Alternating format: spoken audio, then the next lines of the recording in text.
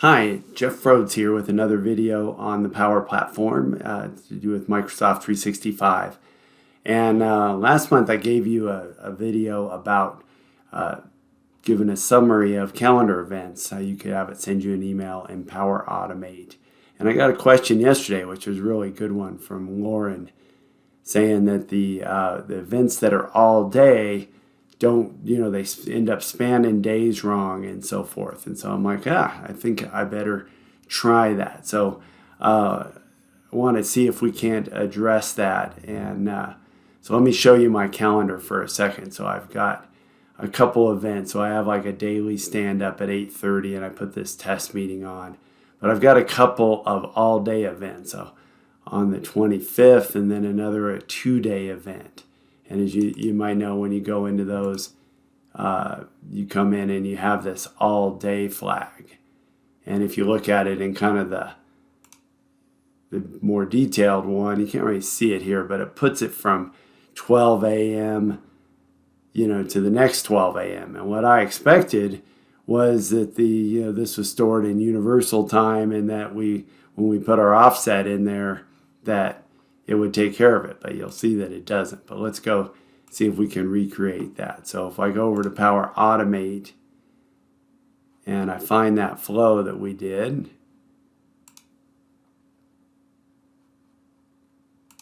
so I'm just going to test it and we'll see if we can't fix this, but let's just see what it does. And if you might remember, if you didn't see the video, we basically start till the next Monday. So since I'm doing this on a Saturday, it will start with the upcoming Monday. So let's just test it and see what we get. So I'm going to run that flow.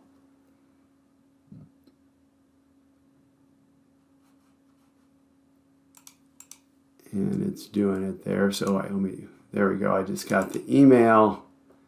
Let me bring it over into the right spot.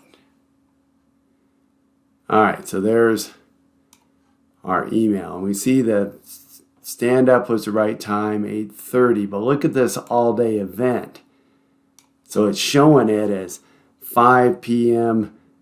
to 5 p.m., the next day, when it's really supposed to be all on one day. So it's still got, it's not terrible, but it's really should be saying 12 a.m. to 12 a.m. And then same if you look at this 2-day event. So it's coming across, showing it from 5 p.m. on the one day till it actually skips 2 days, the 27th. So I guess it is 2 days, but anyway, it's showing on the 5 p.m. So definitely what Lauren's finding and not what we expect. So what I think's happening is, you might recall, let's see if we can show it in the debug here, but we figure out this offset here, and let's see if I think I can see it there. Yeah, so if we zoom in a little bit here, we can see that our value is -7. So if you zoom from 12 a.m. and subtract the 7 hours, that will get you to the 5 p.m. So you can see that's what's doing. But apparently, if it does an all-day event, then it puts it as 12 a.m. And it doesn't want you to offset that and change the time zone. So it's not adjusting it for your current time. It just wants to keep it the same. So let's see if we can edit that a little bit. So I'm just going to come in and edit our designer. And so what we're going to want to do is, let's just find the logic and then we'll see what we want to do. So this all has a bunch of variables, and then we loop until we make sure we're starting on a Monday. Got a few more variables. We get all the calendar events. Whoops, let me click it that way, probably better. And then if it's a new day, we put that label on the top, Monday, Tuesday, Wednesday, and so forth. And then either way, we add on the row to the table. And if we look closely at what we put for the time, notice we're adding hours. So this is the start time, and then we're adding the offset. So we're basically, since it's a negative number, we're subtracting 7 from the time. But let's go look here and see what choices we have. So here's everything in that calendar view. And what I'm looking for is whether I can tell it's an all-day event. And see, I've got it right here, is all-day event. So I think we've got what we need, because basically if it's an all-day event, we don't do that math. Otherwise, we do. So because of that, because this is like a lot of text, we don't want to repeat this at all. So I think what we want to do is we want another variable, our start time and our end time, and we'll put that into a variable. So let's try that. So the other thing that we've talked about in other videos is we can't initialize a variable inside a loop. So we need to kind of go above before we start looping and add our variable. So let's do that.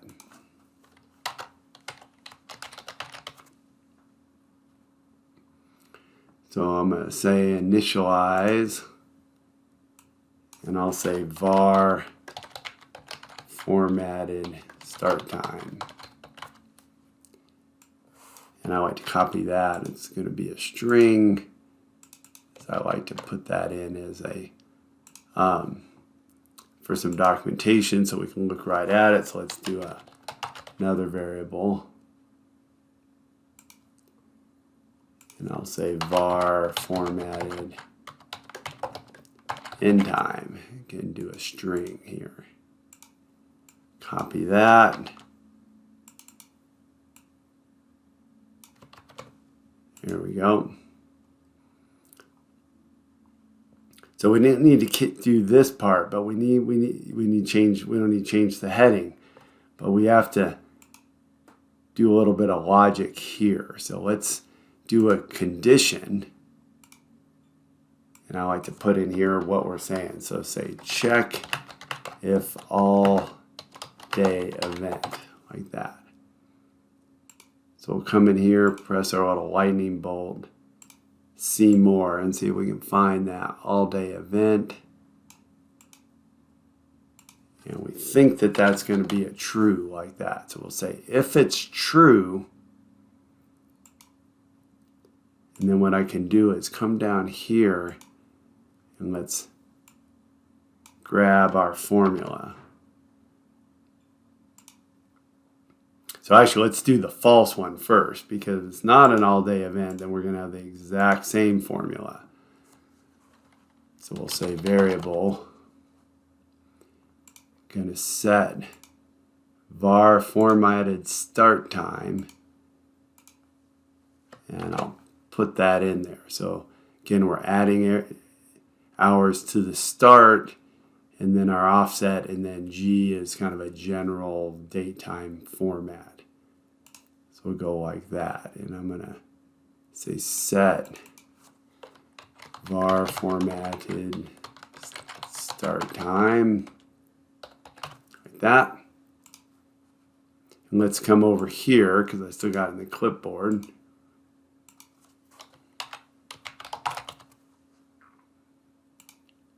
Again, we'll set var formatted start time. Use that same formula. And now I just don't need the hours, so I'm going to get rid of that and get rid of the variables like that. So that should be, we'll see if I got it. So there we go. So we didn't subtract out the amount. So this is going to be var formatted start time 2, because we can't have the exact same name. There we go. All right, let's go and do that same thing for the end time. So we can come over here and we'll grab basically the same formula, but we'll do the end time. So again, we'll start over here.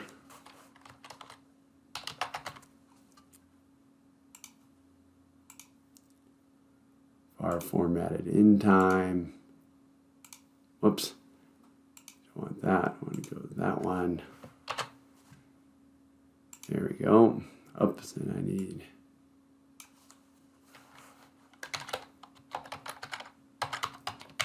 formatted end time.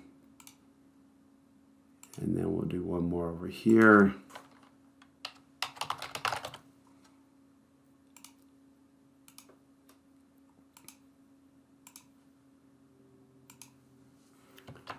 And again, we'll get rid of this part.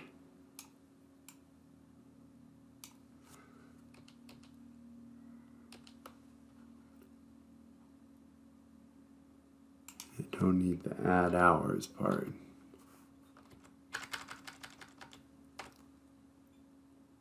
That should be right.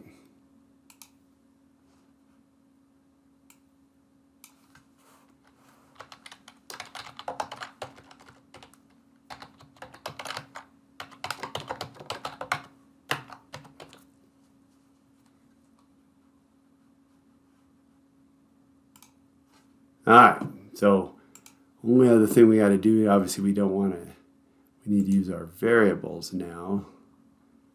So we got to put it in the right spot. So we'll grab our formatted start time there. Get rid of this one. Remember, we got to put it right between the TD tag and the /TD tag, the beginning and the end. This be the var formatted end time. All right, so I think that's it, but we'll see what happens.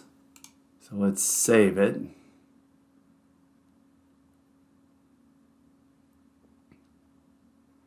And test.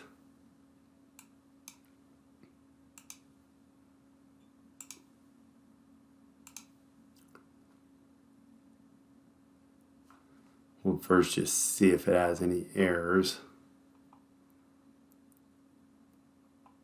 All right, so the first one, if we're watching this, it wasn't an all-day event. So let's see if we can look at the next one. So this one was an all-day event, so that's good. You can kind of see if I zoom in there a little bit, kept it as 12 a.m., so that's good. Let me go over, and I think the email's in now, so let's go see what it looked like. All right, there's the new one. Okay, better than we had before. So notice our all-day event says from 12 a.m. to 12 a.m. again. So just like if we looked at it from Outlook, we've got our stand-up 8:30 to 9, our test meeting 8:30 to 2:30. Let's just go back and double check to make sure that's when it was. Oh, not 8:30, 11:30 to 2:30. Yeah, right there. So let's go back to our email, 11:30 to 2:30. Yeah, and our 2-day event goes from 12 a.m. to 12 a.m. again. So looks like that did it. So again, I told you this would be a pretty short email, but hopefully that will help a few people, and I'll see you in a future video. Thanks and have a great day.